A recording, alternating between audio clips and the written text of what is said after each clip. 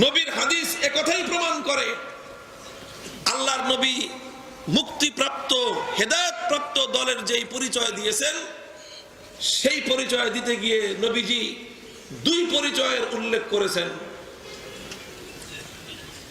কিলা মান হিয়া ইয়া রাসূলুল্লাহ ক্বালা মা আনা আলাইহি ওয়া আসহাবী। মুক্তিপ্রাপ্ত দলের প্রথম পরিচয় হলো তাদের এক হাতে থাকবে কোরআন সুন্নাহ, তাদের এক হাতে থাকবে আল্লাহর কোরআন এবং নবীর সুন্নাহ, অপর হাতে থাকবে ওয়া আসহাবী, তাদের অপর হাতে থাকবে সাহাবায়ে কেরামের অনুসৃত পন্থা।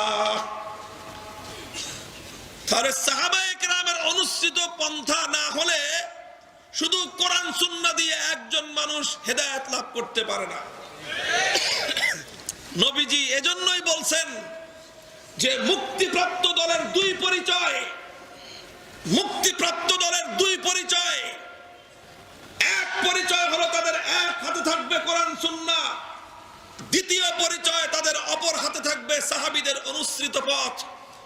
সুতরাং দুই পরিচয়ের যারা অধিকারী হবে কেবলমাত্র তারাই হবে উম্মতের হেদায়েত প্রাপ্ত দল। এই দুই পরিচয়ের এক পরিচয় যাদের কাছ থেকে ছুটে যাবে, এক পরিচয় যারা ছেড়ে দিবে, তারা কোশ্চিনকালে হেদায়েত প্রাপ্ত দল হতে পারে না, তারা সেই বিভ্রান্ত ৭২ দলের অন্তর্ভুক্ত।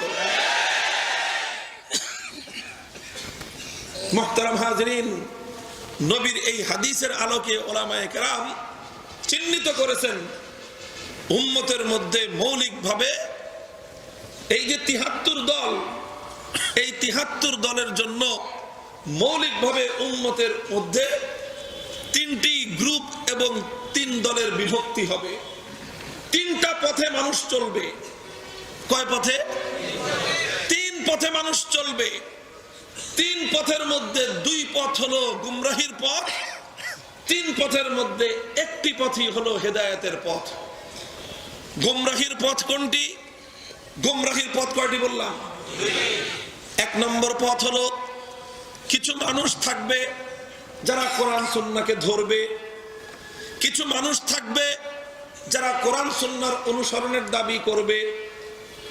তাদেরকে দেখবেন কথায় কথায় আল্লাহর কোরআনের রেফারেন্স দিবে, কথায় কথায় নবীর হাদিসের রেফারেন্স দিবে, কথায় কথায় কোরআনের সূরা, কোরআনের আয়াত, কোরআনের পারা, কোরআনের লাইন, কত পারার কত পৃষ্ঠার কত নম্বর লাইন রেফারেন্স আছে, কোরআনের কত নম্বর সূরার কত নম্বর আয়াত রেফারেন্সের পর রেফারেন্স আছে, সহিহ সুন্নাহ সহিহ হাদিসের রেফারেন্স আছে, কোন কিতাবের কোন হাদিসের মধ্যে কোন বিষয়টা আছে রেফারেন্স আছে। মুহতারাম হাজিরিন, কোরআন সুন্নাহর রেফারেন্সের অভাব নাই, কোরআন সুন্নাহর রেফারেন্সের অভাব নাই। কিন্তু যদি কোরআন সুন্নাহর ব্যাখ্যার ব্যাপারে জিজ্ঞাসা করা হয় যে তুমি কোরআনের যেই রেফারেন্স দিচ্ছ এই আয়াতের ব্যাখ্যা কি, তুমি যেই হাদিসের রেফারেন্স দিচ্ছ সেই হাদিসের ব্যাখ্যাটা কি, তাহলে তারা সাহাবায়ে কেরামের অনুসৃত পথের, সাহাবায়ে কেরামের অনুসৃত পথের কোনো রেফারেন্স দেয় না। তখন তারা নিজেদের পক্ষ থেকে মন গড়া ব্যাখ্যা তারা উপস্থাপন করে, তারা নিজেদের ব্যক্তিগত অধ্যয়নের উপর নির্ভর করে ব্যাখ্যা প্রদান করে, নিজের ব্যক্তিগত স্টাডির উপর নির্ভর করে তারা ব্যাখ্যা প্রদান করে।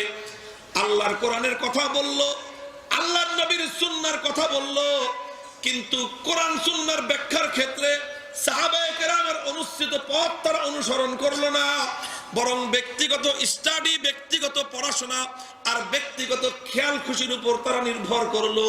মুহতারাম হাজিরিন, 1400 বছর পর্যন্ত উম্মতের উলামায়ে কেরামের ঐক্যবদ্ধ সিদ্ধান্ত হলো এই, সাহাবায়ে কেরামের অনুসৃত পথ বাদ দিয়ে যতই তুমি কোরআন সুন্নাহর রেফারেন্স তুমি মুখের মধ্যে জপো না কেন, সাহাবায়ে কেরামের অনুসৃত পথ ছাড়া নিজের খেয়াল খুশি মোতাবেক, নিজের ব্যক্তিগত খাহেশাত মোতাবেক কোরআন সুন্নাহর ব্যাখ্যা যদি তুমি করতে থাকো, তাহলে কোরআন সুন্নাহর সেই অনুসরণ কোশ্চেন কেন হেদায়েতের পথ নয়, বরং কোরআন সুন্নাহর এই বিভ্রান্ত অনুসরণ, এটাই হলো গুমরাহির একটা পথ। এটা হলো গুমরাহির একটা পথ। গুমরাহির আরেকটা পথ হলো কিছু মানুষ দেখবেন তারা কিছু ব্যক্তির কথা বলে যে আমি অমুক ধর্ম দরবারের অনুসরণকারী, আমি অমুক ব্যক্তির অনুসরণকারী, আমি অমুক পীরের অনুসরণকারী। কখনো দরবারের নাম, কখনো পীরের নাম, কখনো ব্যক্তির নাম তারা বলবে, আর বলবে যে আল্লাহকে পাইতে হলে ব্যক্তির দরকার। তারা বলবে সরল সঠিক পথে চলতে হলে একজন পথ প্রদর্শক দরকার। পথ প্রদর্শক ছাড়া সরল সঠিক পথ পাওয়া যায় না। আল্লাহর পথে চলতে হলে আল্লাহওয়ালা ছাড়া আল্লাহর পথ পাওয়া যায় না। আল্লাহকে পেতে হলে আল্লাহওয়ালাকে ধরতে হবে। আল্লাহর পথে চলতে হলে পথ প্রদর্শক লাগবে। কথা ঠিক, কিন্তু অনেক ক্ষেত্রে মতলব খারাপ। তারা কিছু ব্যক্তির কথা বলবে, কিছু দরবারের কথা বলবে, কিছু পীরের কথা বলবে, কিছু মানুষের কথা বলবে, কিন্তু তাদের সেই পথে চলবার ক্ষেত্রে কোরআনের রেফারেন্স নাই, সুন্নাহর রেফারেন্স নাই। অর্থাৎ কোরআন সুন্নাহ বাদ দিয়ে কিছু ব্যক্তির অন্ধ অনুসরণ করবে, কোরআন সুন্নাহ বাদ দিয়ে কিছু দরবারের অনুসরণ করবে, কোরআন সুন্নাহ বাদ দিয়ে কিছু ব্যক্তির অনুসরণ করবে, কোরআন সুন্নাহর রেফারেন্স বাদ দিয়ে, কোরআন সুন্নাহর উদ্ধৃতি বাদ দিয়ে, কোরআন সুন্নাহর আদর্শ বাদ দিয়ে ব্যক্তির অনুসরণ। এটাও বিভ্রান্তির পথ, এটাও জাহান্নামের পথ। তাহলে বিভ্রান্তির দুই প্রান্তিকতার দুই পথ। মুহতারাম হাজিরিন, আর 3 নম্বর পথ হলো তাদের এক হাতে থাকবে কোরআন সুন্নাহ, অপর হাতে থাকবে নবীর সাহাবীদের অনুসৃত পথ। এক হাতে থাকবে আল্লাহর কোরআন নবীর সুন্নাহ, অপর হাতে থাকবে ইসলামের সোনালী পুরুষদের আদর্শের অনুসরণ। অর্থাৎ তাদের কাছে কোরআন সুন্নাহ থাকবে, ব্যক্তির আদর্শও থাকবে। এই দুটোর সমন্বয় যারা করবে সেই পথটাকেই আল্লাহর পয়গম্বর চিহ্নিত করেছেন, মা আনা আলাইহি ওয়া আসহাবি। আমি নবীর আদর্শ, আমার সাহাবীদের অনুসৃত পথ, এই দুই বৈশিষ্ট্য যাদের মধ্যে সমন্বয় ঘটবে সেই পথটাই হলো হেদায়েতের পথ, আর সেই পথটাই হলো মুক্তির পথ, বেহেশতের পথ। মুহতারাম হাজিরিন, এই কথাটাই আমি বলবো। আমার আর দ্বিতীয় কোনো কথা নাই আজকের আলোচনায়। এই কথাটাকে আরেকটু বিশ্লেষণ করা হয়েছে পবিত্র কোরআনে পাকের সূরা আলে ইমরানের এক আয়াতের মধ্যে। সেই আয়াতের সংক্ষিপ্ত আলোচনা আমি আপনাদের সামনে উপস্থাপন করব, এটাই আমার শেষ পয়েন্ট। আল্লাহ বলছেন, ওয়ামা কানা লিবাশারিন আন ইউতিয়াহুল্লাহুল কিতাবা ওয়াল হুকমা ওয়ান নুবুওয়াহ সুম্মা ইয়াকুলু লিন-নাসি কুনু ইবাদাল লি মিন দুনিল্লাহ ওয়ালাকিন কুনু রাব্বানিয়িন। ও দোস্ত, যুগে যুগে আল্লাহ পাক রব্বুল আলামিন দুনিয়ার মানবতার হেদায়েতের জন্য, দুনিয়ার মানব জাতিকে সরল এবং সঠিক পথ দেখাবার জন্য যাদেরকে আল্লাহ প্রেরণ করেছেন পথ প্রদর্শক হিসেবে, তারা হলেন পয়গম্বর, তারা হলেন আম্বিয়ায়ে কেরাম, তারা হলেন নবীগণ। কথা ঠিক না বেঠিক? সেই নবীগণ আল্লাহর পক্ষ থেকে দুনিয়ার মানব জাতির কাছে এসেছেন। দুনিয়ার মানুষকে তারা হেদায়েতের পথ দেখিয়েছেন, দুনিয়ার মানুষকে তারা দাওয়াত দিয়েছেন। নবীরা উম্মতকে, নবীগণ দুনিয়ার মানুষকে যে দাওয়াত দিয়েছেন সেই দাওয়াতটাকেই বলা হয় নবীওয়ালা দাওয়াত। সেই দাওয়াতকে কি বলা হয়? সেই দাওয়াতকেই বলা হয় নবীওয়ালা দাওয়াত। ও দোস্ত, নবীওয়ালা দাওয়াতের বৈশিষ্ট্য কি? নবীরা কিসের দাওয়াত দিতেন? নবীদের দাওয়াতে বক্তব্য কি হতো? আল্লাহর কোরআন দ্ব্যর্থহীন এবং দ্বিধা সংশয়হীন ভাবে নবীওয়ালা দাওয়াতের মূল কথা উপস্থাপন করেছে। আল্লাহর কোরআন বলতেছে, সমস্ত নবীওয়ালা দাওয়াতের প্রধান কথা ছিল, মা কানা লিবাশারিন আন ইউতিয়াহুল্লাহুল কিতাবা ওয়াল হুকমা ওয়ান নুবুওয়াহ সুম্মা ইয়াকুলু লিন-নাসি কুনু